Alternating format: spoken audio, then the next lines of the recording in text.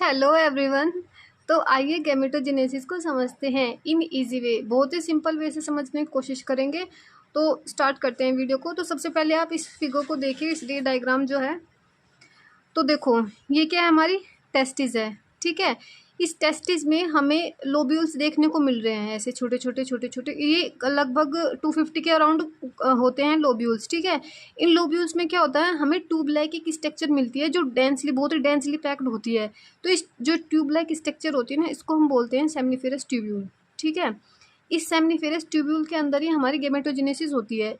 अब इस गैमेटोजेनेसिस को ही हम पढ़ने वाले हैं। देखो अगर हम इसको जरा सी यहाँ से काट दें तो क्या हमें दिखाई देगा, हमें ऐसे स्ट्रक्चर दिखाई देगी, कुछ ऐसी स्ट्रक्चर।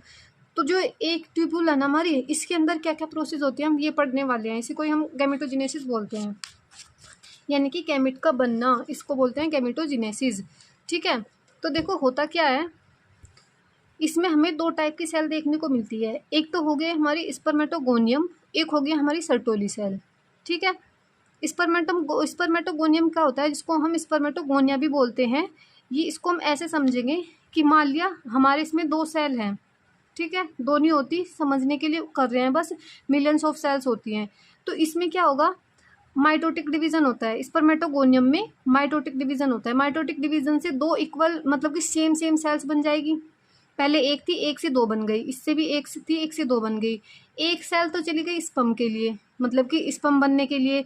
दूसरी इसकी भी एक सेल चली गई स्पर्म बनने के लिए। एक सेल ये बच गई, एक सेल ये बच गई, दो थी, दो ही बच गई। तो ये जो दो थी, दो ही बच रही थी ना, इस वजह से ही जो मतलब मैंस होते हैं उसमें प्यूबर्टी से लेके ओल्ड एज तक वो स्पर्म रिलीज कर पाते हैं। बट जो वुमेन होती है वो केवल मीनार्की से मिनोपोज तक ही फर्टिलाइजेशन में पार्टिसिपेट कर पाती हैं, उसके बाद वो नहीं कर पाती, क्योंकि उसमें जो ओवम होता है वो रिलीज होना बंद हो जाता है, उसमें माइटोसिस नहीं होती। एक टाइम ऐसा आता है जब सारे ओवम खत्म हो जाते हैं, उसके बाद वो रिप्रोडक्शन में पार्टिसिपेट नहीं कर पाती।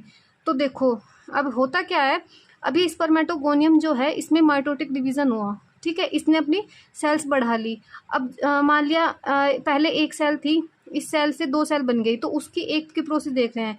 तो ये सेल मान लिया, तो ये क्या होगी, अब इसको हम बोलेंगे प्राइमरी स्पर्मेटोसाइट। ठीक है, ये थी स्पर्मेटोगोनियम, ये हो गया हमारी प्राइमरी स्पर्मेटोसाइट। अब ये क्या करेगी, इसमें होगी, इसमें होते जो इसमें मतलब हमें क्रोमोसोम देखने को मिलते हैं वो होते हैं 46। इसमें भी होते हैं 46, क्योंकि हमारी सेल्स में भी होते हैं 46। ठीक है, अब जो गैमेट होता है उसमें हमेशा याद रखना कि जो क्रोमोसोम होता है वो हैप्लोइड होता है, और जो 46 है ये है डिप्लॉइड। ठीक है, तो अब हमें हैप्लोइड करने हैं, तो हमें क्या करना पड़ेगा, इसमें मियोसिस करना पड़ेगा, क्योंकि मियोसिस क्या करता है, क्रोमोसोम की जो संख्या है उनको कम कर देता है। तो अब ये बन गया, इसमें क्या होगी, मियोसिस होगी। तो इससे क्या बना, एक सेल से हमें 4 सेल्स प्रोड्यूस हुई मियोसिस के बाद।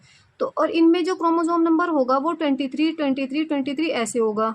तो जो ये सेल्स प्रोड्यूस हुई इसको हम बोलते हैं secondary spermatocyte. Spermatogonium primary spermatocyte, और ये हो गया हमारा सेकेंडरी स्पर्मेटोसाइट। देखो spermatogonium, primary spermatocyte, secondary spermatocyte. फिर जो इस सेकेंडरी स्पर्मेटोसाइट होता है, डेवलपमेंट होता है इसमें, और ये बन जाता है स्पर्मेटिड। ठीक है, स्पर्मेटिड बनने के बाद इसमें ये बन जाता है स्पर्मेटोजोआ। अभी स्पर्मेटोजोआ मतलब ठीक है, स्पर्म बन गया, मतलब स्पर्म अब ये मैच्योर होना है बस। ठीक है, तो मैच्योर होने के लिए सर्टोली सेल के पास जाता है, उसमें जाके चिपक जाता है।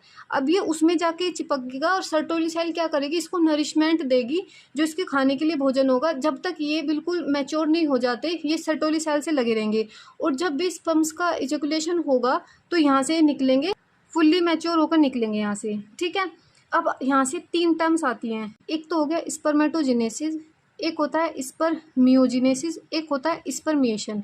अब यहाँ के यहीं रुकते हैं। आपको लग रहा होगा कि आपसे आते हैं, अगर आपसे आते हैं तो अभी कभी माइंड में सोचो और बताओ। अगर आते हैं तो कमेंट्स बॉक्स में ज़रूर बताना कि मुझसे तीनों वर्ड्स आते थे और मेरे को इनमें कोई कन्फ्यूज़न नहीं था। अगर कन्फ्यूज़न था तो वीडियो को ध्यान से देखिए, एक भी कन्फ्यूज़न आपको नहीं रहने वाला। ठीक है, तो स्पर्मेटोजेनेसिस का मतलब क्या होता है, जो ये प्रोसेस होती है स्पर्मेटोगोनिया से स्पर्म का बनना, इसको बोलते हैं, जो कंप्लीट प्रोसेस होती है प्राइमरी सेकेंडरी स्पर्मेटिड स्पर्मेटोजोआ, इस कंप्लीट प्रोसेस को बोलते हैं स्पर्मेटोजेनेसिस। ठीक है, इसके बाद आता है स्पर्मियोजेनेसिस। तो स्पर्मियोजेनेसिस क्या होता है, स्पर्मेटिड से स्पर्मेटोजोआ का बनना, इसको बोलते हैं स्पर्मियोजेनेसिस। जीनेसिस का मतलब होता है बनना, ठीक है। तो जिसके भी पीछे जीनेसिस आपको देखने को मिलेगा उसका मतलब हो रहा है कि उस वहाँ कुछ चीज़ फॉर्म हो रही है, ठीक है। फिर आता है स्पर्मिएशन। इन तीनों पे ही क्वेश्चंस आते हैं, आप PYQ लगा के देख लेना, आपको क्वेश्चंस मिलेंगे, ठीक है। नीट में क्वेश्चंस आते हैं इससे। तो स्पर्मिएशन का मतलब क्या होता है, जब ये स्पर्म रिलीज होता है इससे सेमिनिफेरस ट्यूब्यूल से, तो उस प्रोसेस को बोलते हैं स्पर्मिएशन। फिर उसके बाद क्या होता है, जो ये स्पर्मेटोजेनेसिस होता है ये स्टार्ट होता है प्यूबर्टी की एज से, ठीक है। मतलब जो अराउंड 12, 13, 14 की एज होती है उससे स्टार्ट होता है। इस एज में क्या होता है, जो हमारा हाइपोथैलेमस होता है ना, उससे GnRH रिलीज होता है, और ये GnRH बोलता है पिट्यूटरी से कि LH और FSH रिलीज करे, ठीक है। जो ये LH होता है ये तो चला जाता है हमारा लीडिंग सेल के पास, ठीक है, और जो FSH होता है ये चला जाता है हमारी सर्टोली सेल्स के पास, ठीक है। ये जो लीडिंग सेल्स होती है कहाँ पाई जाती है, जो हमारी सेमिनिफेरस ट्यूब्यूल होती है इसके बाहर पाई जाती हैं हमारी लीडिंग सेल्स, ठीक है, और इसके अंदर पाई जाती है सर्टोली सेल्स। तो ये लीडिंग सेल्स क्या करवाती हैं, ये एंड्रोजन को रिलीज करती हैं, फिर ये एंड्रोजन स्पर्मेटोजेनेसिस को इंक्रीज करता है प्रोसेस को। तो सब कुछ का FSH का भी और LH का भी मेन मोटिव क्या है कि स्पर्मेटोजेनेसिस करवाना, ठीक है। तो ये है हमारी मेल्स में गैमेटोजेनेसिस होती है उसकी प्रोसेस। तो वीडियो अगर पसंद आई तो लाइक ज़रूर कीजिएगा। Thank you.